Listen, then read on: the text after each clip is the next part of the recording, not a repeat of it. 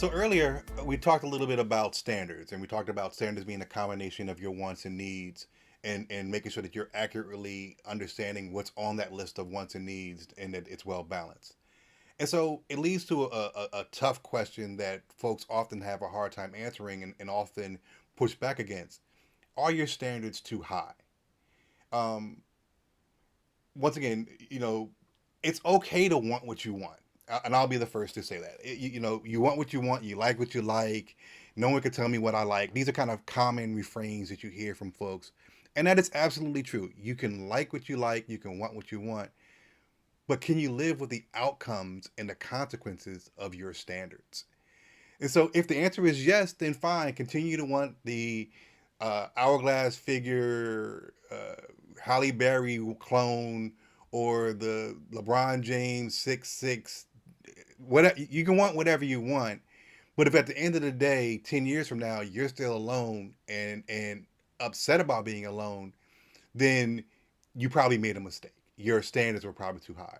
So you want to make sure that you can live with the consequences of your choices. That's what adults do. So want what you want, like what you like, but if at the end of the day you don't get what you want because your standards are so rigid and so high, to be honest, you've got no one to blame but yourself, and so you've got to be able to live with the results of that. So if you can't, then my advice to you is revisit your standards and make sure that they're not too high, that they're realistic, and that what it is that you want is something that's out there and available for you. Which leads to the kind of the second question: um, Do you meet the standards of the person that you want? Do you meet their standards? They have standards too. They have wants and needs, and so and they are as entitled to want what they want as you do and as you are. And so you can't be mad at them if the person that they want is not you. And so you hear all the time about what do you bring to the table, and there's a certain amount of truth to that. Is that, do you bring the comparable things to the table that the person that you want brings to the table? Do you meet their standards? Because the reality is, it's a buyer's market. The buyer has the power in the situation. The seller doesn't. And so I have two analogies that I want to kind of drop on you to kind of paint this picture a little more clearly. And now, analogy one is, if I'm the buyer and I've always wanted a Mercedes Benz, and so I go into a dealer all happy go lucky, and I'm looking to buy me a Benz, and the dealer doesn't have a Benz, but is trying to convince me that I really want a Jeep Cherokee. So they're trying to push the Cherokee on me, and they're trying to convince me that I really want a Cherokee instead. Me, like most people, I'd be furious about that. And it doesn't matter how wonderful a Cherokee may be, how big the carrying capacity it is, and all that. And it might be wonderful for someone else, but I'm not there for a Cherokee and for a Benz. Now, I might test drive that Cherokee with absolutely no intention of buying it. It's Saturday afternoon, I don't got much to do. I take it for a ride. I have a little fun in it, a little fun. We get that. But I have no intention of buying it.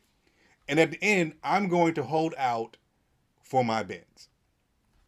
So in the end, if you're trying to convince someone to take you, the Cherokee, when they really want a Benz, it's not going to work. They want what they want, and they are entitled to want what they want, just as you are. Second analogy, second thing to look at. Let's say that you have a diamond ring that you're trying to pawn. So you take your diamond ring to the pawn shop, and in your mind, you're going to get $5,000 for this diamond ring.